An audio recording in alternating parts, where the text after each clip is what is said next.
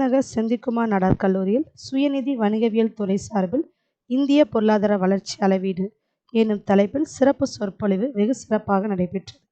துவக்க விழாவில் முதலாம் ஆண்டு மாணவி எம். செல்வி வரவேற்றார். கல்லூரி முதல்வர் முனைவர் ஆ. சாரதி தலைமை வகித்தார். சுயநிதி பாடப்பிரிவு ஒருங்கிணைப்பாளர் முனைவர் ஆ. காளிதாஸ் வாழ்த்தி பேசினார். சிறப்பு விருந்தினராக பொருளாதாரத்துறை பேராசிரியர் முனைவர் டி. விஜயகுமார் கலந்து கொண்டு இந்திய பொருளாதார வளர்ச்சியினை அளவிடும் முறைகள் மற்றும் வளர்ந்த நாடுகள் பொருளாதாரத்தில் சாதித்தது மற்றும் வீழ்ச்சியடைய காரணங்கள் குறித்து பேசினார். நிறைவில் 3ஆம் ஆண்டு மாணவர் பி. ஸ்ரீராம் நன்றி கூறினார். இதற்கான ஏற்பாடுகளை துறை தலைவர் முனைவர் எஸ். செல்வநாதன், பேராசிரியர்கள் ஆர். பாலாஜி, முனைவர் ஜே. கலைசிகாமணி மற்றும் எம். சிவசுந்தரி ஆகியோர் சிறப்பாக செய்திருந்தனர்.